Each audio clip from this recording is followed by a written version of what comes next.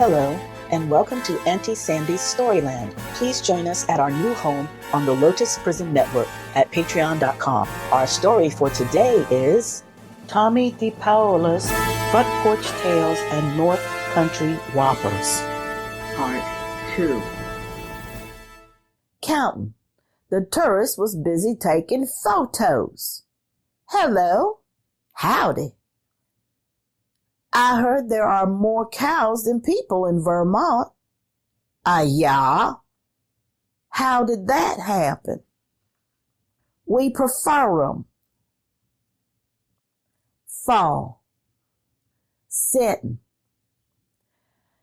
I know this is a true story 'cause a friend of mine knew these two young fellas living in the old farmhouse out there on the Greendale Road, and they told him about the night they was invited to a set, and he told me they was living what they called the simple life.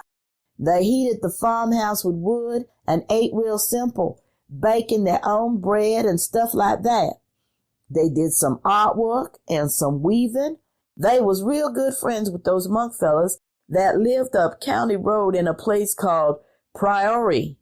Now, one of those locals had taken those monks and those two fellas under his wing.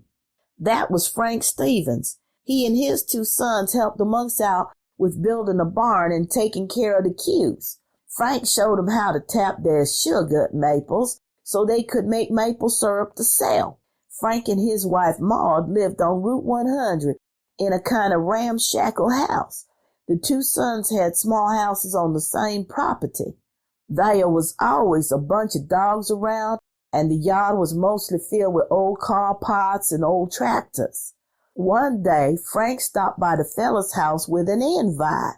Maud and I would like it if your two fellas would come and sit with us on Saturday evening around 7 after supper. The fellas accepted, feeling it was quite a compliment to be invited. They arrived exactly at 7. Another car was sitting in front of Frank's house. The light was on over the kitchen door. The front door that went into the parlor was only used for weddings or funerals. Frank answered their knock, and right into the kitchen they went. There was 4 kitchen chairs set up in a neat row. One of the chairs was taken by Lonnie Fuller, an old friend of Frank's who lived farther up Route 100. It was his car that was sitting outside. Mrs. Stevens, Maud, was perched on a stool next to the big black iron cook stove. She was feeding kindling into it. On the other side of her was a small kitchen table covered with a clean dish towel. Something was rising underneath it. Maud had the arthritis pretty bad, so she didn't move around too much. Maud nodded greeting to the fellas. She didn't say nothing, though. The same with Lonnie Fuller. The two fellas sat down on the chairs Frank pointed at. They all sat. The stove crackled, and the kitchen clock ticked loudly. They sat some more. Maud moved on her stool and uncovered some dough on the table. She pulled a big pan of grease over to the hot spot on the stove. Then she began to cut and fry donuts. The sizzling of frying joined the crackling of the stove and the ticking of the clock. One of the chairs creaked as Frank adjusted his weight. They sat. Maud piled her tasty donuts on a platter, and Frank passed them around with some cider. Nothing was said. They sat, and they sat, and they sat. The clock struck 9. Lonnie stood up. Well, thank you, Frank and Maud. Nice evening. The two young fellas did the same. I hear they didn't say a word as they drove home. On Monday, they saw Frank. Thanks for coming, Frank said. Maud and I was saying that Saturday was one of the best sets we ever had. Bessie tells time. There is a story in the state of Maine about a rich lady who was driven round the state throwing lupine seeds out the car's back window. She wanted to make Maine a prettier place, and as sure as a lobster has 2 claws unless it's been in a fight, she did. All you have to do is drive around Maine in the spring and you'll see for yourself. But There's a story about another rich lady driving round too. I heard that this here rich lady was driving round the hills of Vermont to look at the fall foliage. Now that don't seem at all unusual. Lots of people, men, ladies, children, rich and not quite so rich, pour into Vermont in the fall of the year just to see the foliage. 'Cause to tell you the truth, there is nothing else like it, lest you cross over into New Hampshire. It's the sugar maples that makes the difference. They turn a special red-orange color that makes the mountains and the hills in both places look like they got a light bulb inside them. But let's get back to the rich lady driving around looking at the foliage. You see, she wasn't the one doing the driving. She was sitting in the back seat with her little doggy, giving him doggy biscuits while she was drinking hot tea out of her thermos. The car was being driven by James. He was her chauffeur, or some such name like that. They had started out that morning in Great Barrington, Massachusetts, where the first tinges of leaf changes were happening.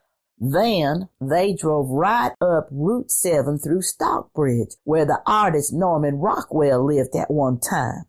The colors of the foliage grew more and more beautiful the more they headed north. And it wasn't unusual for the lady to say, "James, stop here so you can take my picture against this magnificent vista." So there was a lot of stopping and starting.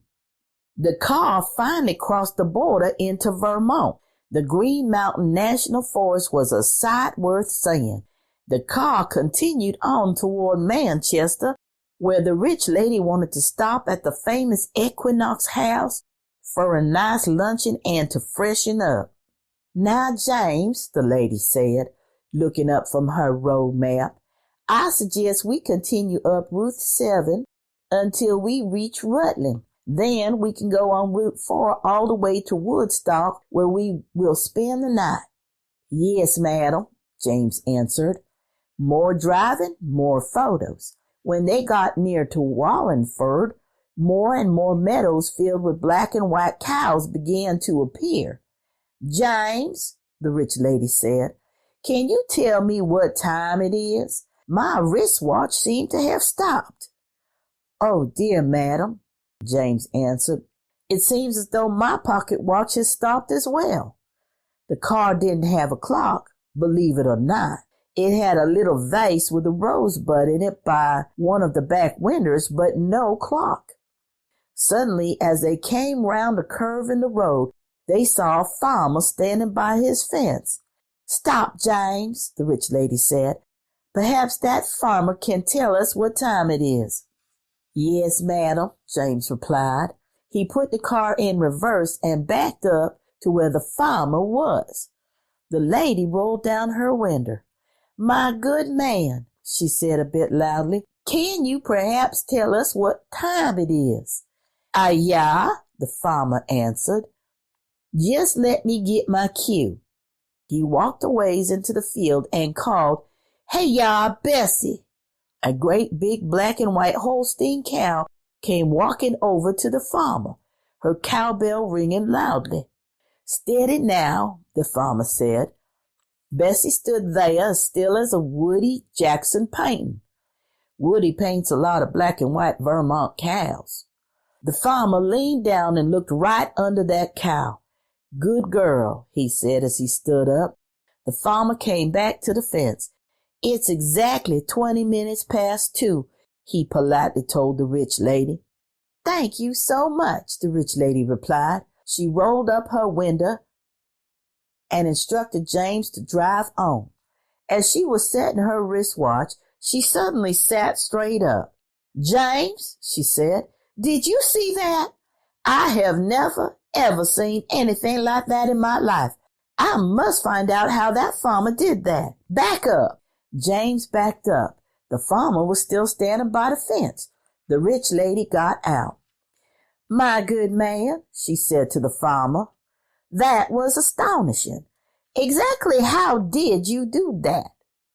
Well, madam, the farmer said, if you climb over here, I'll show you. Between James and the farmer, the rich lady got over the fence and into the meadow. Watch for the cue pies, the farmer warned. When he and the rich lady got to the same spot as before, the farmer called Bessie. The cow obediently ambled over. Steady now, the farmer said. Now, madam, if you bend down and look right underneath Bessie's belly, you can look right down to the village and see the clock on the church's steeple. Wondering, the tourist was walking down a road when he saw a farmer. I'll be friendly. Hi there. Howdy. Have you lived here all your life? Not yet. Winter. The farmer who hated winter. The dividing line between Vermont and New Hampshire is the Connecticut River. Most states or cities divided by a river have the boundary between the two places somewhere in the middle of the river. Not so with Vermont and New Hampshire. New Hampshire owns the whole Connecticut River up to the shoreline on the Vermont side. So what happens, you're going to ask me, when there's a big flood and the river overflows its banks? Who pays the taxes on the land under the river? Well, to be honest, I can't tell you that because I just don't know. And I don't have the time to go to Concord or Montpelier to look it up in the state books. Too many chores to do. But I do know this happened. The town called White River Junction was right at the place where the White River, which is in Vermont, and the Connecticut River meet each other. Now, that caused a problem for White River Junction because Vermont and New Hampshire were always arguing over the boundaries. So the town was always bouncing back and forth between the two states, especially whenever the state legislatures were mad at each other. Finally, or so I heard, don't hold me to it, I only heard it, the case went up to the Supreme Court of the United States so it could be decided once and for all whether White River Junction was in New Hampshire or Vermont. Oh, there were agreements back and forth, with all the lawyers having a really good old time yelling at each other. Habeas corpus this and habeas corpus that, and I object and objection overruled. It was a high old time down there in Washington, D.C. Finally, the court made the decision. White River Junction was definitely in Vermont. Since there wasn't any television in those days, all the newsreel movie companies like Path and Movietone came roaring up to interview the populace about the decision. They were stopping people in downtown White River Junction and in Hanover, where Dartmouth College was. Everyone had an opinion, especially those Dartmouth boys.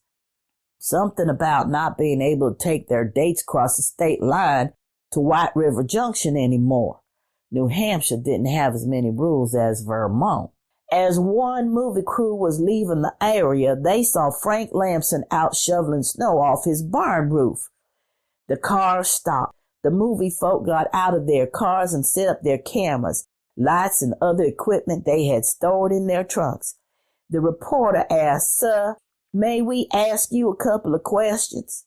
"Yeah," Frank said as he climbed off onto the huge snow pile next to his barn roof.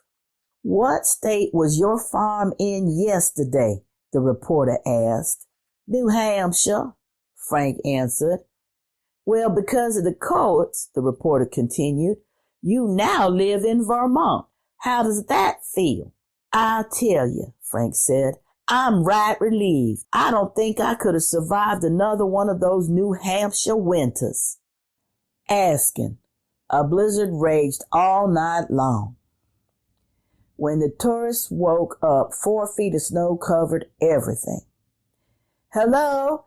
Is there a way for me to cross the street? I want to get to my car. Nope. Well, how did you get over there? Born here. That is the end of our story for today. Thank you so much for tuning in.